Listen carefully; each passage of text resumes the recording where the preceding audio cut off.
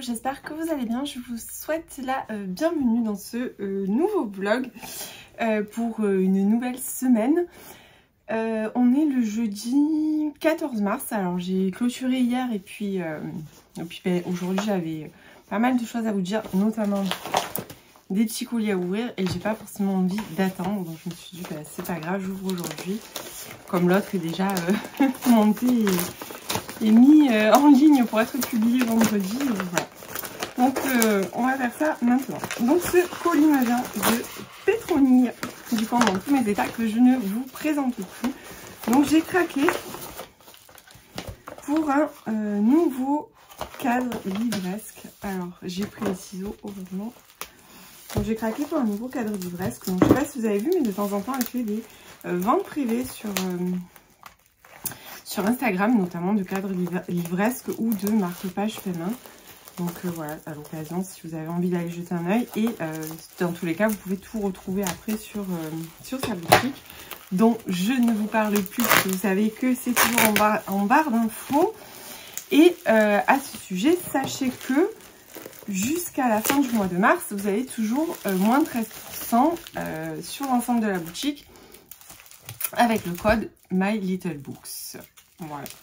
Donc, je vais vous montrer si j'arrive à l'ouvrir, hein, je sais. Il est super bien emballé. En tout cas, à chaque fois, voilà, c'est super bien emballé. Il n'y a rien à dire. Ça arrive toujours en très bon état. Je vais essayer de ne pas le casser moi, du coup. C'est toujours super bien emballé. C'est rapide. Vraiment, je peux que vous le recommander. Et puis voilà, vous le savez, de toute façon, j'adore ce effet. Donc sinon, je ne commanderai pas. Hein. Bon, je suis désolée, ça prend beaucoup plus de temps que ce que je pensais. Voilà. Alors. Donc c'est toujours vraiment super bien emballé. Alors. Donc j'ai craqué pour un cadre livresque. Donc vous voyez à chaque fois, elle vous met. Elle est vraiment, c'est vraiment super bien au niveau de l'emballage parce que voilà, il n'y a aucun risque que ça s'abîme, je pense. À moins que le colis soit jeté en l'air et. Oh, j'adore, mais comme il est trop beau. Regardez, je vous montre. Hop. Oh, il est vraiment trop beau. J'ai trop bien fait. Bon, je l'ai vu quand elle a présenté ses cadres pour la vente privée. J'ai acheté sur la vente privée. Franchement, j'adore. Je suis vraiment trop fan. Voilà, vraiment j'adore. Il est trop beau. Regardez-moi ça. Et je vais vous montrer aussi le marque-page.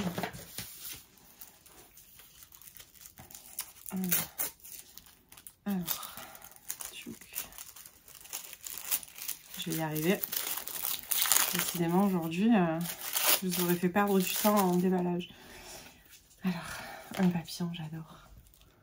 Trop chouette. Lire. Avec son étiquette derrière. Et le marque-page que vous aurez, je crois, pendant tout le mois de mars. Donc, en lisant mon livre « Je soutiens une auto-entrepreneuse ». Donc, c'est un marque-page qu'elle a fait spécialement pour les 2 ans de sa boutique. Oui, c'est ça, pour les 2 ans de sa boutique. Et en plus, franchement, il est vraiment trop beau. Je suis trop fan. Mais alors, celui-là, ça va devenir mon nouveau marque-page favori. Donc, voilà. Donc, je suis vraiment trop contente. Il ira super bien sur mes étagères. Franchement, il est top. J'adore. Alors, ensuite, j'ai reçu un petit colis aussi. Je sais pas où je l'ai mis. Ça, je pense que ça me vient de chez Erol. Ça fait longtemps que j'avais rien demandé au catalogue. Alors, il s'agit de l'absent de Delphine d'amour. Alors, il faut savoir qu'il sort le 21 mars, donc la semaine prochaine. Et qu'il sera au prix de 17,90 €. J'aime beaucoup la couverture qui fait super rétro. Un texte fort qui jaillit d'une faille de l'âme, d'une plaie de la conscience. Alors, je vais essayer de vous faire la quatrième de couverture. Je vais la prendre là, ça sera plus simple. Paris, 1970. Claire est une jeune médecin-chercheuse de talent. La vie lui sourirait. Si seulement sa timidité maladive voulait bien la laisser tranquille. Son handicap social limite son épanouissement et la confine à l'intérieur d'elle-même. Lorsqu'elle manque une prise de parole décisive, c'en est trop. La jeune femme décide de remonter à l'origine de son mal-être, au mépris de la pudeur et des carcans familiaux. Très vite, l'absence du père remonte, celui qui a toujours été tu, nié, oublié. Claire prend son courage à deux mains et se confronte à toutes ses angoisses pour partir sur les traces de ce père, Eugène de La Fontaine, mort sur la ligne Maginot en 1940. Ce premier roman pose entre autres la question de la connaissance de soi et de la transmission. Des secrets de famille en révélation explosive, Delphine d'Amour nous livre un formidable voyage dans le temps. Voilà, donc ça me tentait bien, vous savez, c'est le genre vraiment de livre que j'aime bien. Il est assez court, je crois, j'avais vu. Il fait même pas 300 pages, il fait un peu moins de 300 pages. En plus, à Erol, bon, en général, c'est assez agréable à lire parce que les pages sont vraiment très aérées. Et en tout cas, j'adore la couverture. Je sais pas vous, mais je trouve que ça fait très rétro et j'aime beaucoup. Ensuite, j'ai commandé le tome 3 de la saga The Prison Healer, donc qui est The Blood Traitor de Lynette Noni, le sang de la trahison. Elle est trop belle, les couvertures vraiment, par contre ils ont fait, donc c'est chez Hachette, et je trouve qu'Hachette a fait vraiment un travail de dingue sur les couvertures. Donc vous vous rappelez, je vous ai parlé du tome 1, donc la guérisseuse de Zalindov, et la cage dorée, ou The Gilded Cage, oui c'est ça, ou la princesse rebelle, enfin je sais plus ce que c'est. Et donc là, on se retrouve pour le tome 3, bien évidemment, je ne vous lis pas la 4e de couverture, puisque je risque de vous spoiler. C'est encore un beau bébé qui fait 500 pages, mais ça se lit super bien. En tout cas, les 2 premiers se sont lus super bien. Et voilà, j'adore à l'intérieur aussi. Le travail éditorial, je trouve qu'il est génial. Bon, après, c'est vrai que c'est du young adulte, donc souvent, c'est quand même pas mal travaillé. Mais j'adore. Voilà, il y a les petites branches à chaque fois avec les numéros de chapitres. Voilà, donc j'ai vraiment trop hâte. Donc j'attends que Sybille, que je vous présente plus non plus du compte Sunset Avenue, le ressort aussi. Et sûrement qu'on va le lire dans les prochains jours. Ensuite, je vous avais dit que je voulais un autre livre d'Amélie Antoine que j'ai découvert avec Raison Obscure et que j'ai adoré. Et celui-ci m'a été conseillé par Aurélie du compte Mon Jardin Littéraire. Je vais vous lire la 4e de couverture. Ils sont le couple parfait. En apparence du moins. Mariés depuis 3 ans, Chloé et Gabriel mènent une existence heureuse à Saint-Malo, jusqu'au jour où la jeune femme se noie accidentellement au cours d'une baignade matinale. Gabriel, incapable de surmonter seul son chagrin, se décide à chercher du soutien auprès d'un groupe de parole. Il y fait la connaissance d'Emma, une photographe arrivée dans la ville récemment, qui va l'aider à traverser son deuil. Pourtant, de façon inexplicable, Chloé semble toujours très présente et étonnamment vivante aux yeux de Gabriel, qui ne parvient pas à se reconstruire. Et si la réalité n'était pas celle à laquelle il se raccroche. Voilà, donc on sent le thriller psychologique comme j'adore. Et voilà. Donc alors après j'en ai un dans ma palle sûrement des thrillers psychologiques, mais voilà. Il m'en manque un, hein, on va dire ça. Et j'ai également craqué pour The Coldest Winter de Brittany C. Sherry, paru aux éditions Hugo New Romance, là en tout début du mois de mars. Je crois il a dû sortir je pense la semaine dernière ou la semaine d'avant, enfin un truc comme ça. Et il me faisait très envie. Je vous lis pas la 4e, je vous la lirai quand je le lirai je pense, parce que sinon ça va faire un petit peu lourd en lecture de 4e. Donc voilà, en tout cas il me tentait beaucoup. Donc c'est une romance et c'est classé drame psychologique, j'adore. Et sinon hier soir j'ai commencé Magnolia Parks de Jessa Hastings aux éditions Hauteville. J'ai enfin commencé. Alors j'ai lu pour l'instant 140 pages, ce qui est peu par rapport à la bricasse que c'est. Alors on est clairement... je crois que je vous avais lu la 4e déjà. Et puis vous avez certainement... Je vais vous la relire. Alors, combien de personnes aimons-nous dans une vie? Elle est belle, riche, égocentrique, légèrement névrosée et appartient aux hautes sphères de la société londonienne. Il est le bad boy dont tous les paparazzis de Grande-Bretagne s'arrachent la photo et lui a brisé le cœur. Pourtant, Magnolia Parks et B.J. Valentines sont faits l'un pour l'autre. Tout le monde le sait. Elle sort avec d'autres personnes pour le tenir à distance. Il couche avec d'autres filles pour se venger. Malgré leurs vaines tentatives pour tourner la page, ils finissent toujours dans les bras l'un de l'autre. Mais ce cercle vicieux laisse des traces indélébiles dans leur existence et les confrontera à la question fatidique. Combien d'amour a-t-on dans une seule vie? Alors je peux vous dire que j'ai lu donc 140 pages. Alors effectivement on est totalement plongé dans dans la jeunesse dorée de Londres.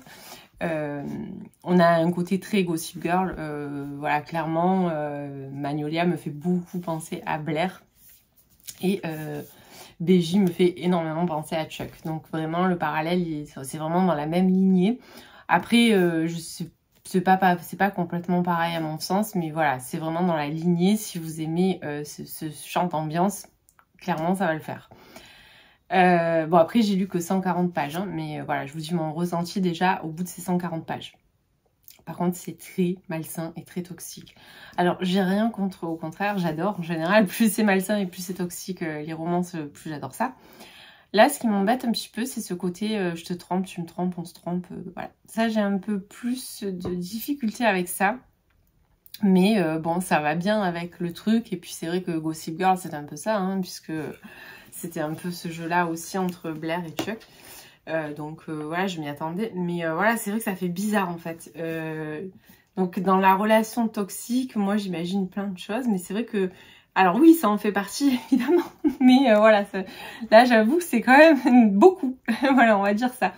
On sent qu'il y a vraiment, ils s'autodétruisent. C'est waouh, ça fait frémir. Donc voilà, j'espère l'avancer rapidement et j'aimerais le terminer demain. Je sais pas si ça sera possible parce qu'il est quand même... il fait quand même plus de 500 pages, je crois. Ouais, donc ouais, il fait 540 pages, 530 pages, donc il me reste 400 pages quand même. Donc voilà, je sais pas si j'arriverai à le finir pour demain, mais c'est mon objectif en tout cas. Sur ce, bah écoutez, je vais vous laisser et je vous dis bien évidemment à plus tard.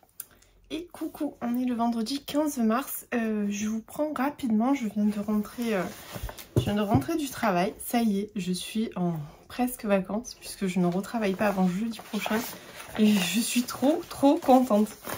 Donc je suis rentrée, j'avais un petit colis dans la boîte, donc je voulais l'ouvrir avec vous, j'avais pas du tout envie d'attendre parce que je crois savoir ce que c'est, et oui, et c'est ça, et je suis trop contente.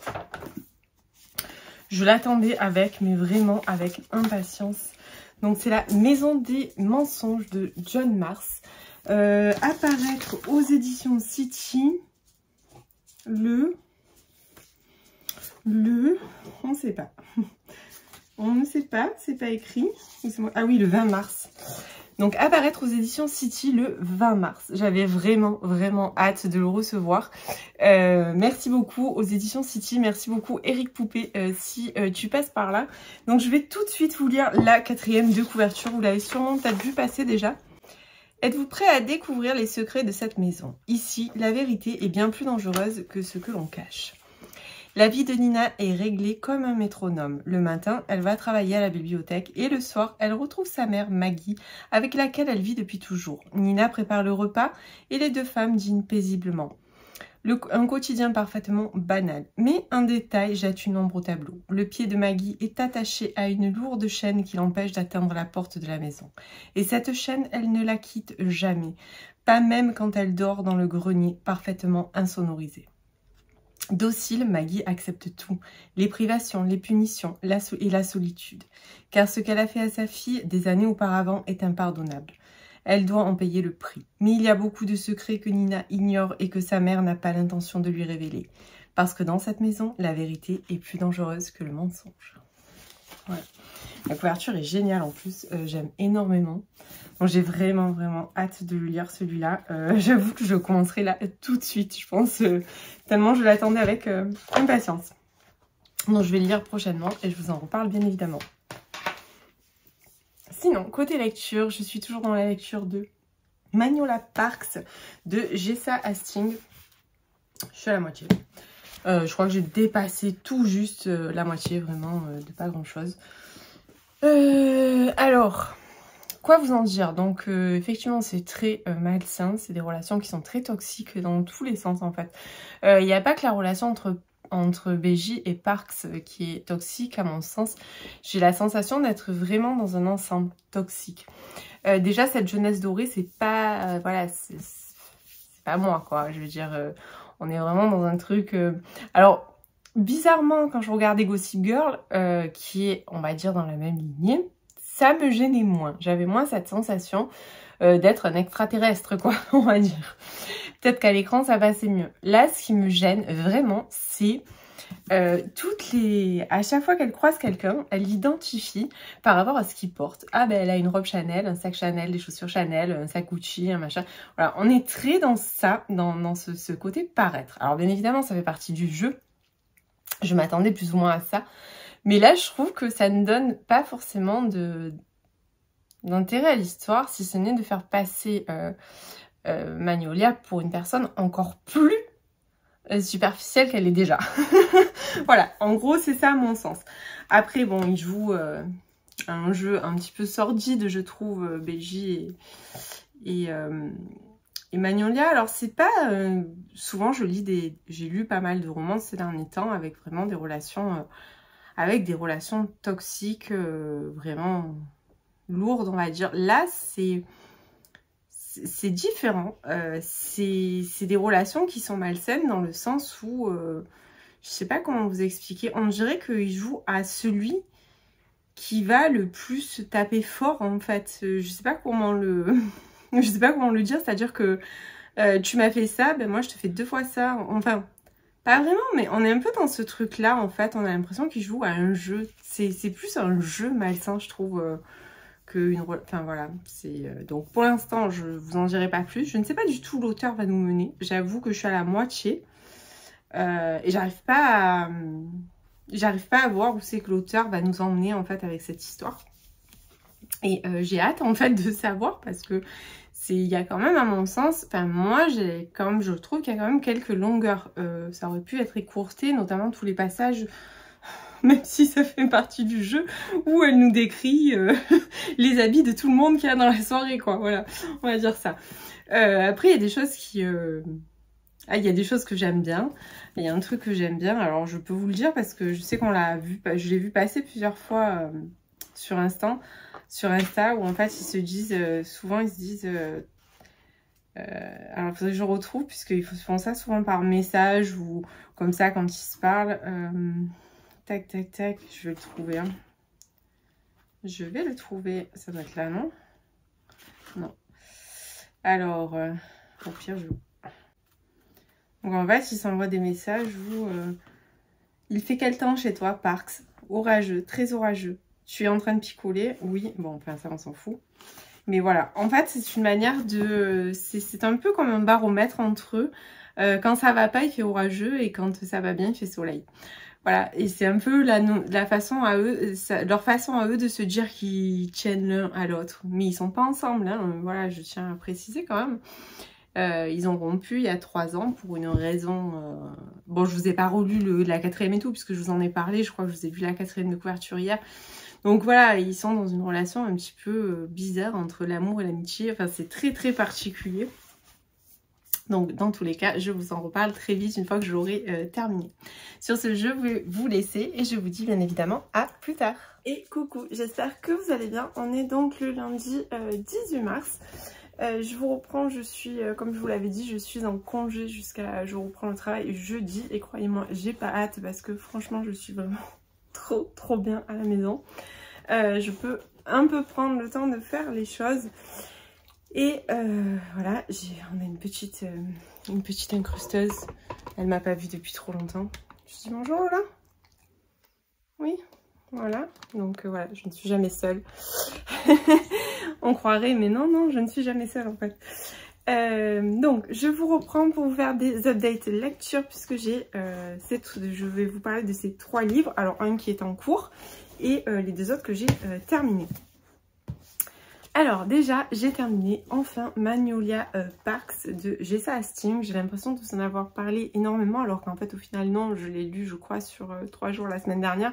Ce qui n'est pas énorme vu la belle bricasse que c'est. Donc je l'ai terminé vendredi soir, je vous en ai déjà pas mal parlé puisqu'on est vraiment... Donc on a des personnages qui sont quand même assez insupportables, qui m'ont pas mal exaspérée, qui m'ont fait beaucoup lever les yeux au ciel.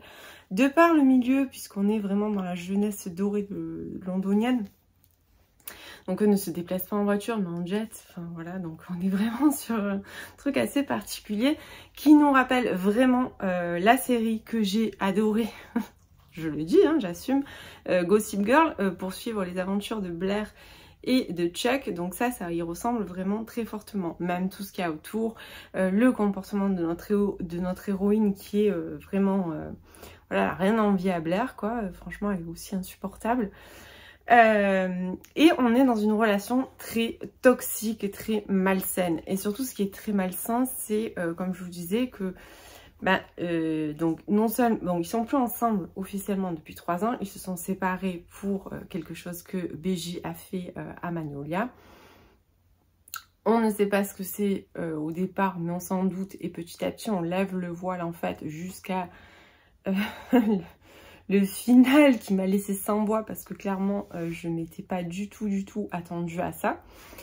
Mais voilà, et puis donc on suit un petit peu leur dispute, parce qu'ils sont plus ensemble depuis 3 ans, mais ils s'appellent tous les jours, ils s'envoient des messages, ils dorment ensemble une nuit sur 2, même s'il ne se passe plus rien entre eux, parce que c'est une relation qui est devenue complètement platonique. Mais moi, ce qui m'a un petit peu dérangée, c'est un petit peu les triangles amoureux qui se profilent autour. Ça, j'ai un peu plus de mal, voilà. Donc c'est très malsain. Et c'est ça qui m'a le plus un petit peu, parce que les relations toxiques, ça ne me gêne pas, vous le savez, puisque en général, dès que je sais que c'est une relation toxique, je fonce. C'était d'ailleurs pour ça que j'avais pris celui-là. Mais voilà, le côté un petit peu triangle amoureux, un petit peu triangle, voire des fois plus que triangle, parce que voilà, ça me gêne un petit peu plus.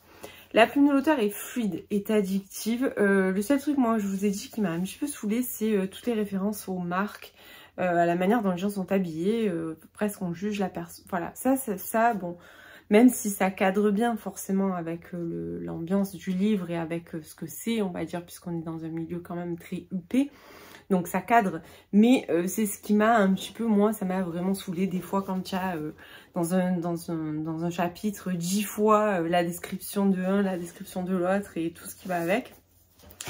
Oui, Lola elle est en train de pousser mes livres pour s'installer. Donc ça, voilà, moi ça m'a un petit peu gênée. Après, je continuerai, c'est clair, je continuerai cette saga. C'est pas un coup de cœur, parce que comme je vous dis, je me suis pas attachée au personnage. Il y a beaucoup de choses qui m'ont agacée, qui m'ont fait lever les yeux au ciel, parce que vraiment c'était trop. Et puis vraiment ce côté capricieux des personnages, ce côté j'ai tout. Et quelque part, voilà, ça m'a un petit peu par moments gênée.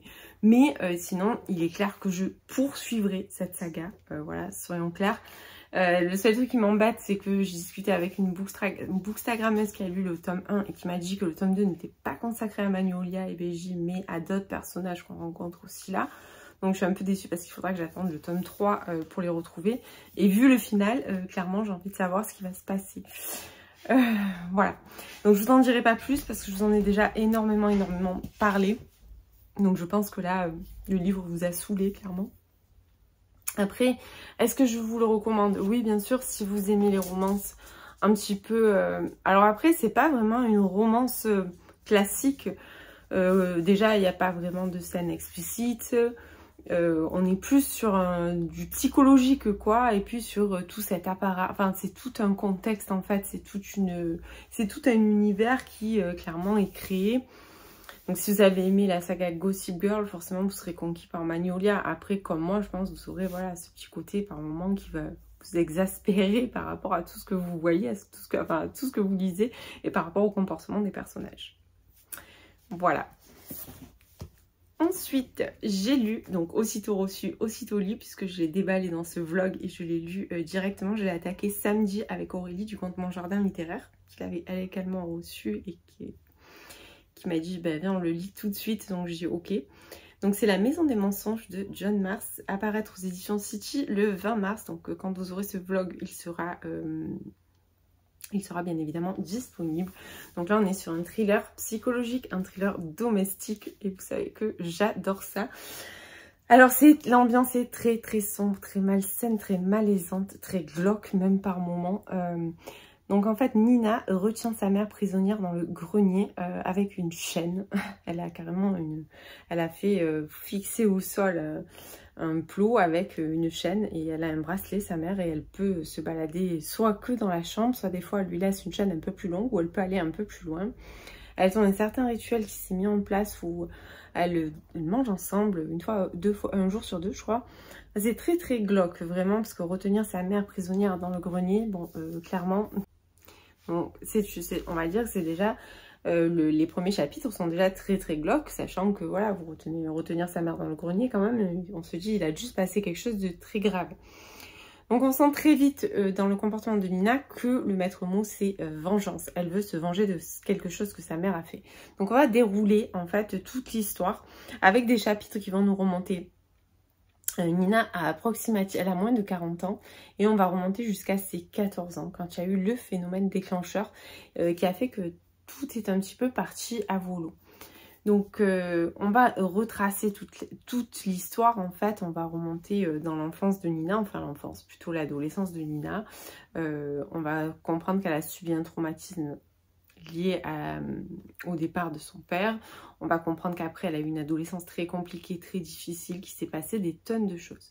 Alors on se demande qui est le bourreau dans l'histoire parce que voilà, je vous avoue qu'il y a plein de choses que j'ai quand même... Il y a plein de choses que j'ai vu venir et tout ça dans la première moitié du livre. Puis on arrive à la moitié du livre où on a quand même pas mal de ficelles qui se sentent, mais on se dit non, c'est pas possible, il y a autre chose. Effectivement, il y avait d'autres choses. J'aime beaucoup ce genre de roman, un petit peu à l'image de La femme de ménage qui nous livre un petit peu des choses, on va dire, des visions différentes.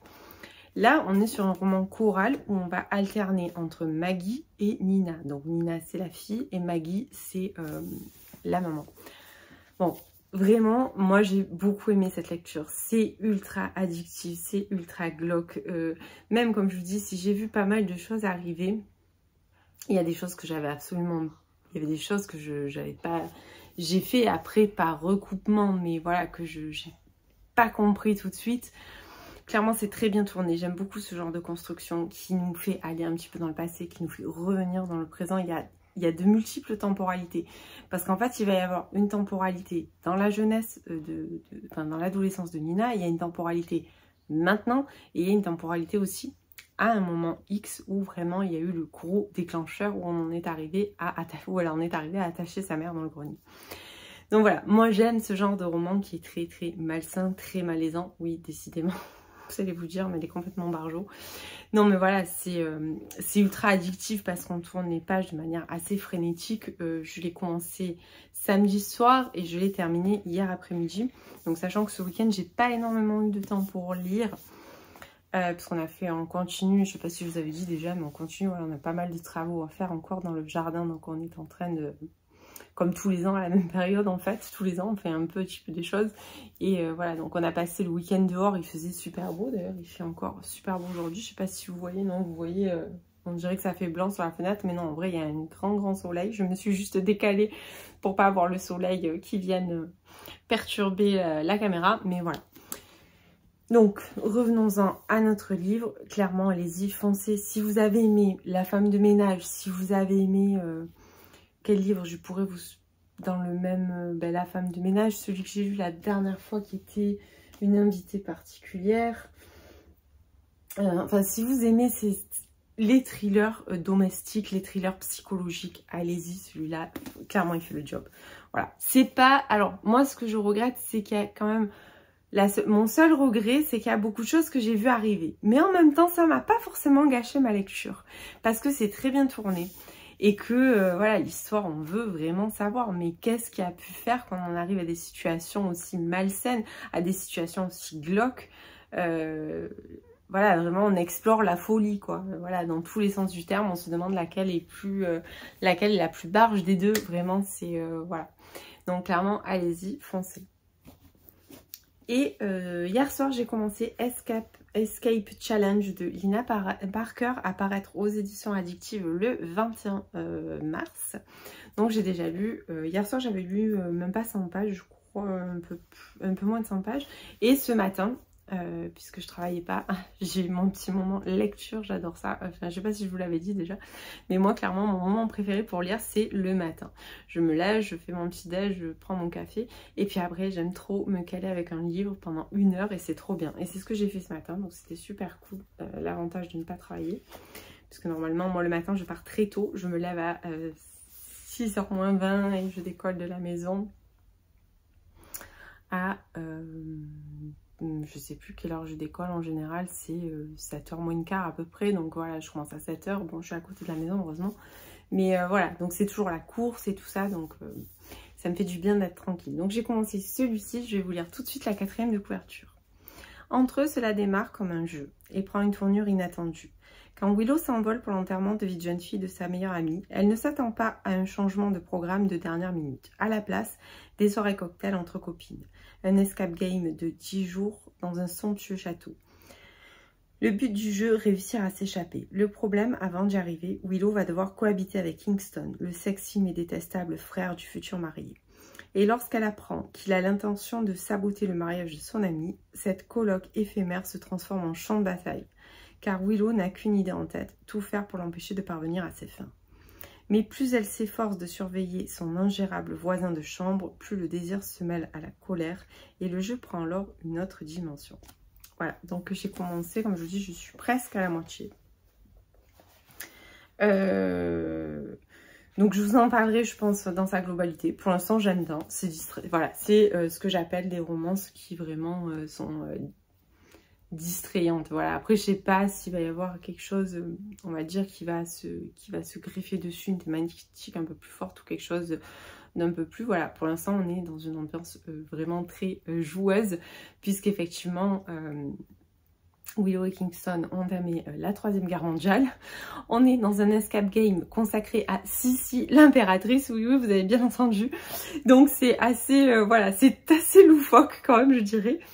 Voilà, donc pour l'instant je vais continuer et j'espère le terminer aujourd'hui ou plus tard demain matin et comme ça je peux vous en reparler demain.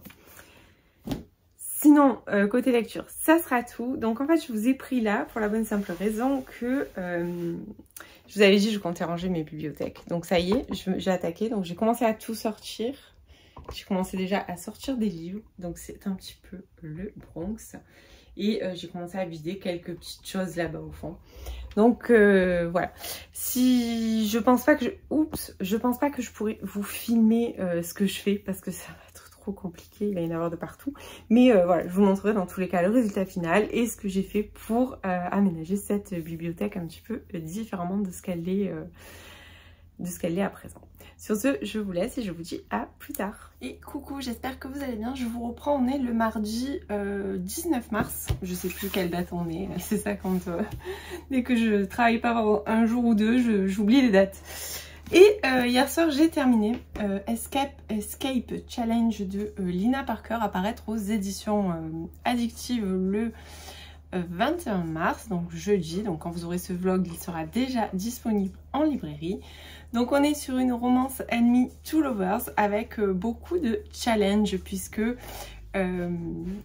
nos deux personnages donc sont très joueurs, donc Willow et alors je sais pas si je vais arriver à vous le prononcer correctement, le prénom du personnage masculin parce que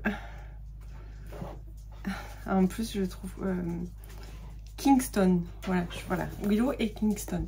Donc ils sont assez joueurs puisqu'ils vont donc ce sont deux personnages très joueurs qui ne vont pas arrêter de se faire des deals. On est vraiment dans un cadre enemy to lovers puisque Kingston en fait est amoureux de la future mariée. La future mariée c'est Kate, la meilleure amie de Willow.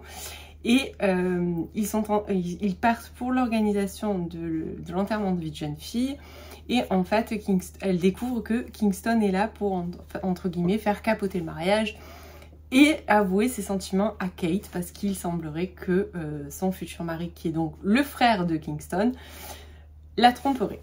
Donc voilà, pour vous situer un petit peu. Sauf que Kingston et Willow vont se rencontrer de manière assez rigolote puisqu'elle est au bar de l'hôtel juste avant, en fait, la nuit, juste avant le démarrage de l'enterrement d'une jeune fille qui va se passer, qui va ressembler à un escape, enfin qui va pas ressembler, qui est un escape game en fait, qui dure une dizaine de jours.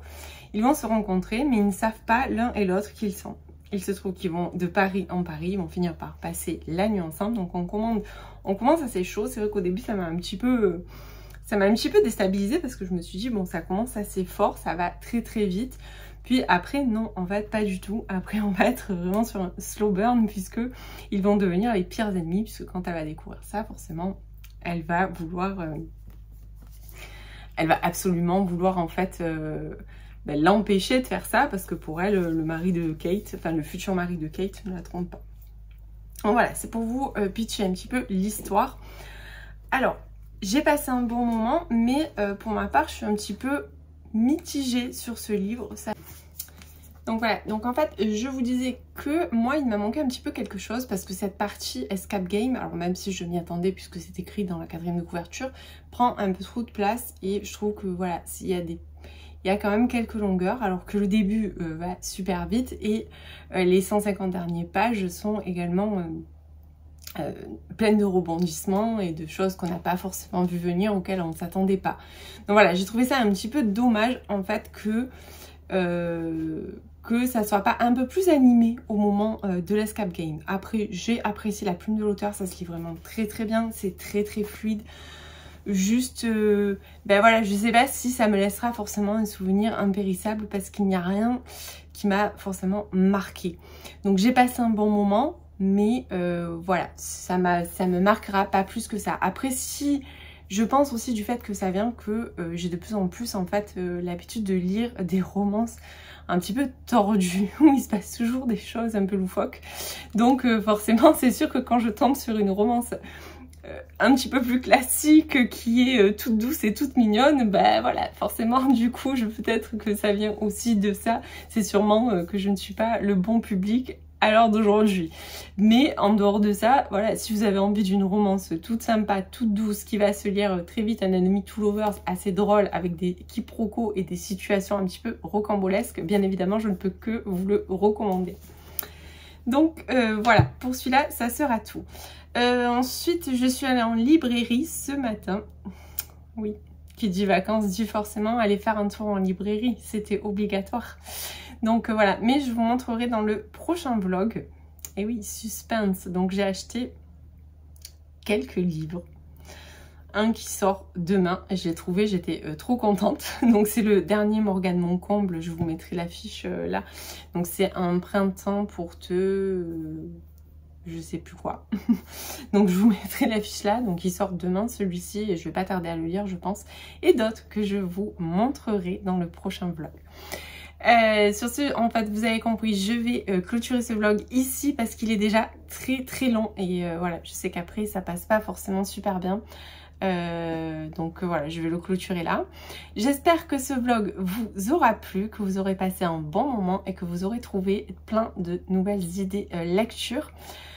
Pour ma part, je vais commencer un nouveau livre aujourd'hui, mais je vous avoue que je ne suis pas encore fixée, je ne sais pas du tout ce que je vais commander, donc on verra ça quand j'aurai un petit peu plus avancé dans ma journée, que j'aurai fini tout ce que j'ai à faire et voilà. Sur ce, je vous laisse et je vous dis bien évidemment à la semaine prochaine.